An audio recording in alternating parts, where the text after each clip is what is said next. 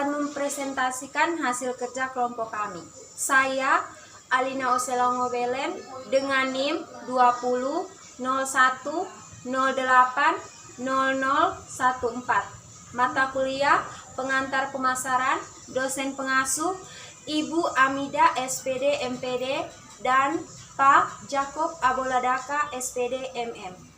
Berikut kami akan menjelaskan tentang saluran distribusi dalam pemasaran. Yang pertama, pengertian saluran distribusi. Saluran distribusi terdiri dari seperangkat lembaga yang melakukan semua kegiatan pemasaran yang digunakan untuk menyalurkan produk, barang, atau jasa dan status kepemilikannya dari produsen ke konsumen. Saluran distribusi dapat didefinisikan menurut beberapa ahli. Yang pertama, David A. Revson. Saluran distribusi merupakan suatu jalur yang dilalui oleh arus barang dari produsen ke perantara dan akhirnya sampai pada pemakai. Yang kedua, menurut The American Marketing Association, bahwa saluran distribusi merupakan suatu struktur unit organisasi dalam perusahaan dan luar perusahaan yang terdiri atas agen, dealer, pedagang besar dan pengecer melalui sebuah komoditi, produk, atau jasa yang dipasarkan. Yang ketiga, menurut Kotler, saluran distribusi adalah sekelompok perusahaan atau perseorangan yang memiliki hak pemilikan atas produk atau membantu memindahkan hak pemilikan produk atau jasa ketika akan dipindahkan dari produsen ke konsumen. Yang keempat, menurut Glenn Walters, saluran distribusi adalah sekelompok pedagang dan agen perusahaan yang mengkombinasikan antara pemindahan fisik dan nama dari suatu produk untuk menciptakan kegunaan bagi pasar tertentu.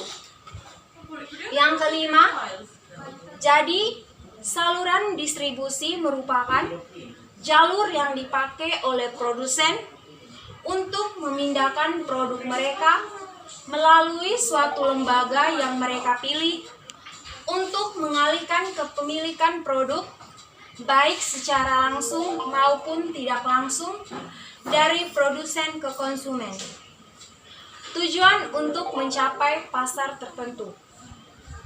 Jadi pasar merupakan tujuan akhir dari kegiatan saluran. Yang kedua, fungsi saluran distribusi. Fungsi-fungsi yang dijalankan oleh pihak-pihak perantara yang terlibat dalam saluran distribusi turut menentukan keberhasilan atau kegagalan pemasaran suatu produk. Adapun fungsi saluran distribusi dalam pemasaran adalah sebagai berikut. Yang pertama, riset atau penelitian. Berperan sebagai pengumpulan dan penyebar informasi mengenai situasi dan kondisi lingkungan pemasaran seperti pelanggan, pemasok, pesaing, dan lembaga yang terkait. Yang kedua, promosi. Perantara pemasaran seperti agen, grosir, pedagang eceran juga berfungsi sebagai sarana promosi dengan cara mengembangkan dan menyebarkan komunikasi yang positif mengenai produk yang ditawarkan. Yang ketiga, kontak. Berperan sebagai penghubung antara produsen dan konsumen dengan melakukan komunikasi dengan calon pembeli. Keluhan, kritik, dan saran dari pelanggan biasanya disampaikan terhadap para distributor karena merekalah yang berhubungan langsung dengan konsumen, terutama perantara yang menghubungkan barang dengan konsumen akhir. Yang keempat, penyelarasan. Berfungsi sebagai pihak yang membentuk dan menyesuaikan penawaran dengan kebutuhan pembeli. Perantara menentukan pesanan kepada produsen berapa unit produk yang diperlukan berdasarkan jumlah kebutuhan pelanggan. Jadi, produsen memasok produk ke perantara sesuai dengan keperluan atau pesanan yang diterima. 5. Negosiasi berperan dalam kesepakatan harga akhir yang terjadi antara harga penawaran penjualan dengan harga keinginan pembeli. Perantara menghubungkan dan merundingkan dengan pihak produsen berapa tingkat harga yang ditawarkan oleh produsen tersebut. Yang keenam, distribusi fisik. Perantara juga kadang-kadang sekaligus berperan dalam penyaluran dan pengangkutan barang-barang yang dipasarkan. Jadi, dalam penyaluran barang, terkadang produsen yang melakukan dan menanggung biaya-biaya penyaluran. Terkadang juga dilakukan dan ditanggung oleh perantara. Penetapan harga pokok barang dari produsen akhirnya dipengaruhi juga oleh faktor pihak mana yang menanggung biaya distribusi tersebut. Yang ketujuh, pengambilan resiko. Perantara juga berfungsi sebagai penanggung resiko bila barang-barang yang dipasarkan tersebut tidak laku, rusak, atau kejadian-kejadian yang tidak diinginkan lainnya. Sekian dari saya.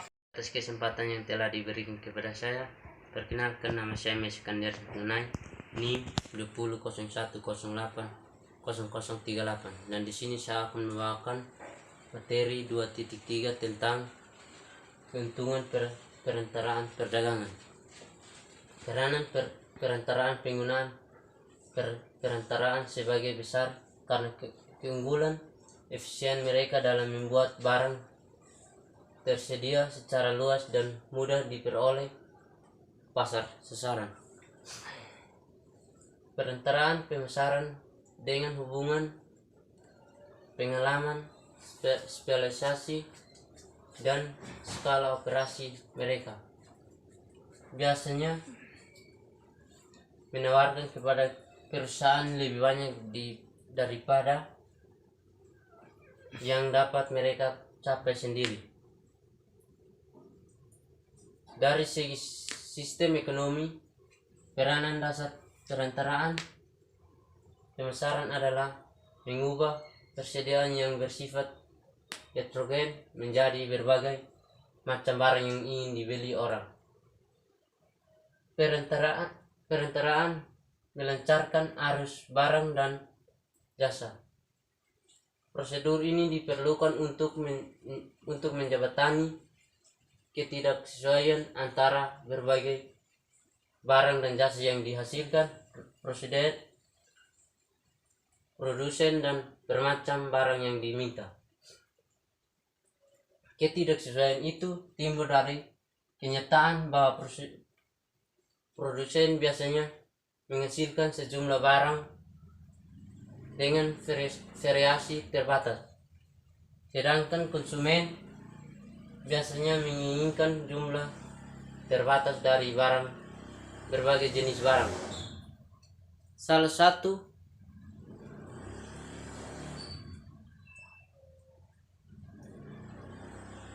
lembaga atau perusahaan itu menawarkan barang atau jasa.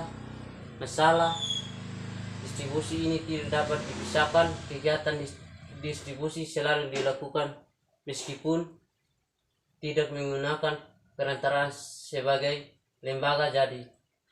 Jadi kegiatan distribusi langsung diarahkan oleh produsen kepada konsumen, namun tidak jarang para perantara ini digunakan oleh produsen untuk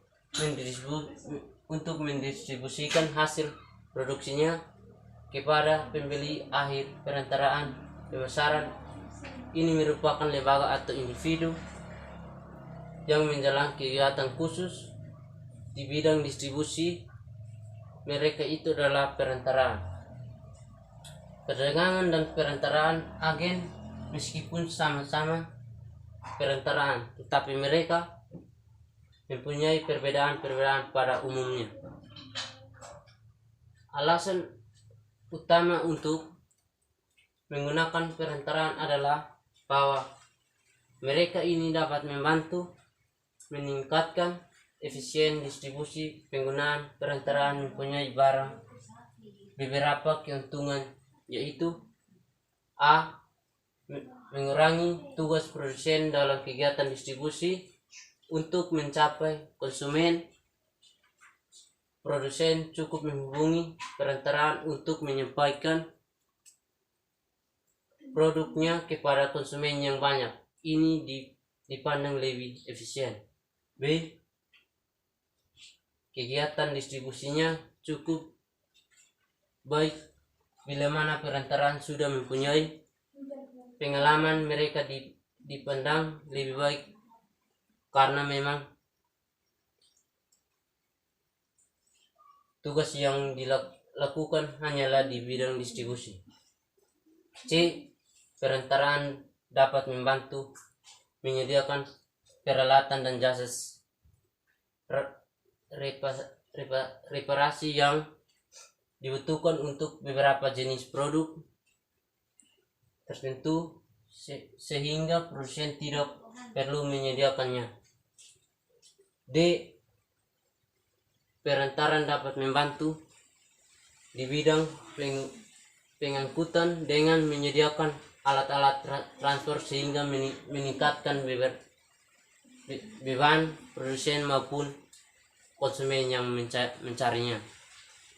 E.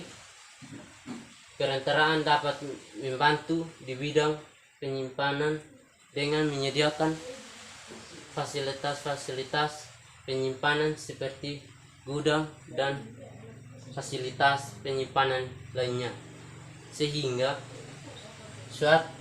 sewaktu-waktu dibutuhkan oleh konsumen dapat memenuhinya. F. Perantaraan dapat membantu di bidang keuangan dengan menyediakan sejumlah dana untuk melakukan penjualan secara kredit kepada pembeli akhir atau untuk melakukan pembelian tunai dari produsen. G. Keuntungan lain yang dapat diharapkan oleh produsen dari perantaraan ini adalah: 1. Membantu dalam pencarian konsumen. 2. Membantu dalam kegiatan promosi. 3. Membantu dalam penyediaan informasi. 4. Membantu dalam pengempakan dan pembungkusan. 5. Membantu dalam pengertian perantaraan perdagangan. Pada dasarnya, perantaraan dengan ini bertanggung jawab terhadap kepemilikan sesama barang yang dipasarkan.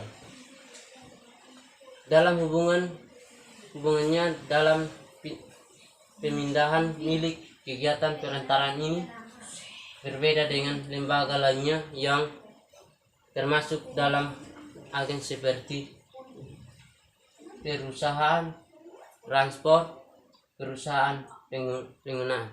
Terima kasih. Saya Yeremia Luruk, NIM 22001080055. 2.4 Perantara perdagangan. Adapun lembaga-lembaga yang termasuk dalam gelombang perantara perdagangan adalah: 1. Pandangan besar atau koleser. Istilah pandangan besar yang terkait dengan kegiatan pandangan besar dan bisa tidak melayani penjualan. Incaran kepada konsumen akhir. Untuk lebih jelas, definisi dari pandangan besar adalah sebuah unit besar yang lebih dan menjual kembali barang-barang kepada pengencar, dan pandangan lain atau kepada yang tidak menjual dalam volume yang sama kepada konsumen akhir. 1. Agen yang membantu di bidang keuangan seperti bank, 2. Agen yang membantu dalam mengambil keputusan seperti hero iklan, lembaga penelitian dokter, dan sebagai berikut. 3.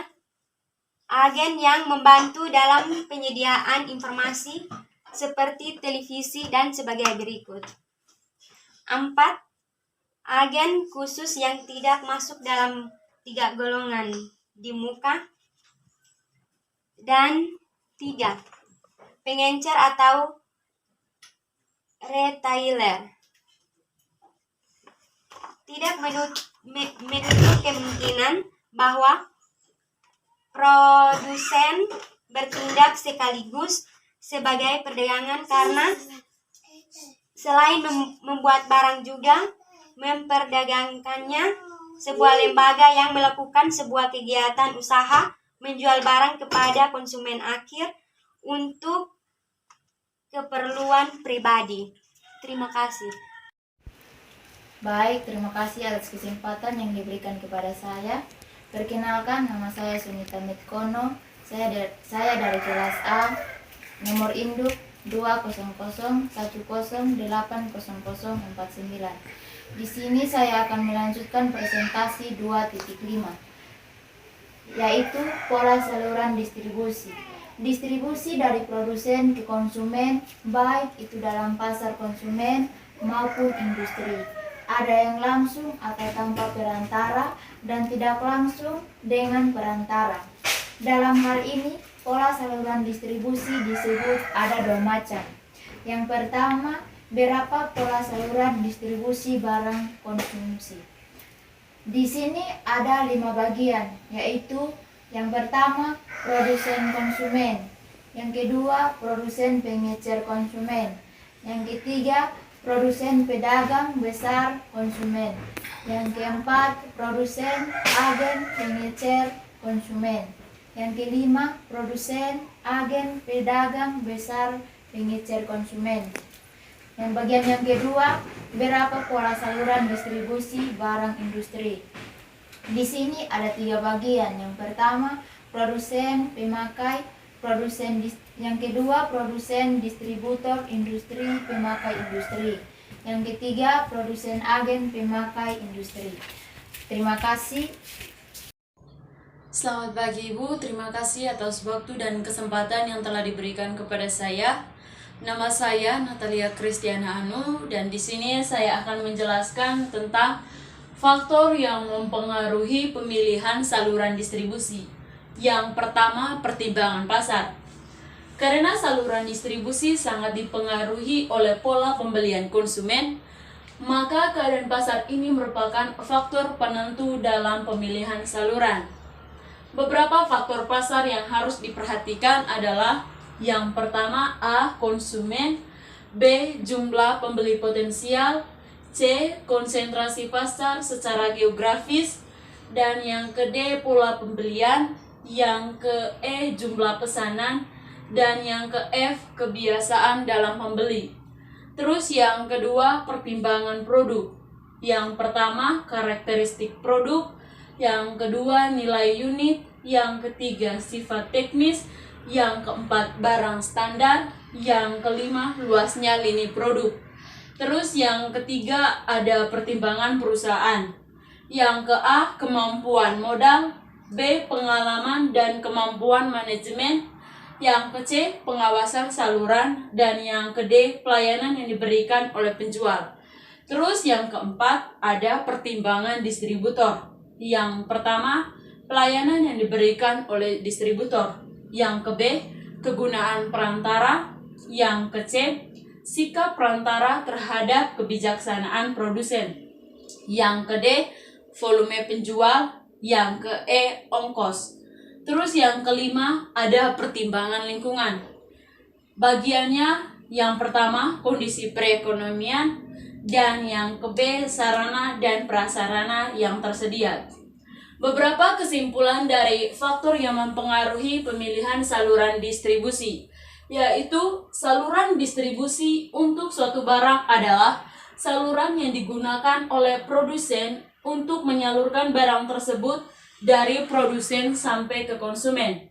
Proses distribusi merupakan aktivitas pemasaran yang mampu menciptakan nilai tambah produk melalui fungsi pemasaran yang dapat merealisasikan kegunaan atau utilitas bentuk, tempat, waktu, kepemilikan, dan pelancar arus saluran pemasaran atau marketing channel flow secara fisik dan non-fisik. Terima kasih. Waktu dan kesempatan yang diberikan kepada saya. Nama lengkap saya Ermenilda Menik, NIM 2001080027. Bagaimana strategi cakupan saluran distribusi? Cakupan saluran distribusi alternatif menentukan banyaknya penyalur setelah menentukan banyaknya saluran distribusi yang akan dipakai perusahaan atau produsen. Perlu menentukan jumlah perantara untuk ditempatkan sebagai pedagang besar atau pengencar. Dalam hal ini, produsen mempunyai 3 alternatif pilihan, yaitu yang pertama, distribusi intensif. Distribusi intensif ini dapat dilakukan oleh produsen yang menjual barang konvenien. Perusahaan berusaha menggunakan penyalur terutama pengencer sebanyak-banyak untuk mendekati dan mencapai konsumen. Sedangkan untuk barang industri, distribusi intensif ini biasanya terbatas untuk jenis operating. Yang kedua, distribusi selektif. Distribusi selektif ini yang menggunakan ini berusaha memilih suatu jumlah pedagang besar atau pengencer yang terbatas dalam suatu daerah geografis. Biasanya saluran ini dipakai untuk memasarkan produk baru, barang shopping atau barang spesial. Penggunaan saluran distribusi selektif ini dimaksud untuk menyediakan penyaluran yang tidak menguntungkan dan meningkatkan volume penjualan dengan jumlah transaksi yang lebih terbatas. Yang ketiga, distribusi eksklusif. Distribusi eksklusif ini dilakukan oleh perusahaan dengan hanya menggunakan satu pedagang besar atau pengencer yang terbatas dalam daerah pasar tertentu. Jadi, produsen atau penyedia hanya menjual produknya kepada satu pedagang atau satu pengencer saja. Pada umumnya, distribusi eksklusif ini banyak dipakai untuk yang pertama, untuk barang-barang spesial. Yang kedua, apabila penyalur bersedia membuat penyediaan dan jumlah besar sehingga pembeli lebih leluasa dalam memilih produk yang akan dibelinya. C. Apabila produk yang dijual memerlukan servis sesudah penjualan. 1. Distribusi produk baru. Di sini, saya akan menjelaskan tentang distribusi untuk produk baru. Dalam hal ini, ada 5 cara yang berbeda dalam memasarkan produk baru. Yang pertama, menggunakan penyalur yang ada. Yang kedua, menggunakan penyalur yang baru. Yang ketiga, membeli perusahaan kecil yang berfungsi sebagai penyalur. Yang keempat, penjualan produk dalam jumlah besar kepada perusahaan lain. Yang kelima, pembungkusan dan penjualan produk melalui pos. 2. Konflik dalam saluran distribusi. Konflik ini juga dapat timbul antara saluran yang satu dengan saluran yang lain, yang menjual produk yang sama dan kepada yang sampula. Konflik saluran distribusi dapat menjadi 2 bagian. Yang pertama, konflik horizontal dan konflik vertikal. Konflik horizontal ini terjadi di antara para perantara yang sejenis. Konflik horizontal ini dapat berupa yang pertama, konflik antar perantara yang menjual barang sejenis. Yang kedua, konflik antara perantara yang menjual barang berbeda. B. Konflik vertikal. Konflik ini terjadi antara anggota saluran distribusi dan terjadi dari yang pertama, konflik antar produsen dan pedagang grosir. Yang kedua, konflik antar produsen dan pengencer. Yang ketiga, pengendalian saluran distribusi. Pengendalian saluran distribusi dapat menjadi suatu masalah yang sulit bagi perusahaan yang mengendalikan fungsi perdagangan besar dan eceran pada penyalur tertentu saja. Mengapa? Karena penyalur independen tersebut melaksanakan kegiatan bisnisnya untuk kepentingannya sendiri. Untuk membuat agar penyalur independen dapat lebih terikat pada produsen, maka produsen harus mengambil bijaksana seperti yang pertama, produsen harus menyatakan bahwa tugasnya tidak berakhir pada saat produk terjual, tetapi masih perlu memberikan pelayanan sesudah penjualan kepada pembeli akhir. Yang kedua, produsen harus menyatakan bahwa masalah yang dihadapi penyalur merupakan masalah bagi produsen dan tidak diabaikan jika ingin mempertahankan posisi pasarnya. Yang ketiga, produsen harus memberi ganti kepada penyalur atas garansi dan servis lain yang diberikan kepada para pembelinya. Baik, sekian dan terima kasih. Dari kelompok kami, atas perhatiannya kami mengucapkan terima kasih.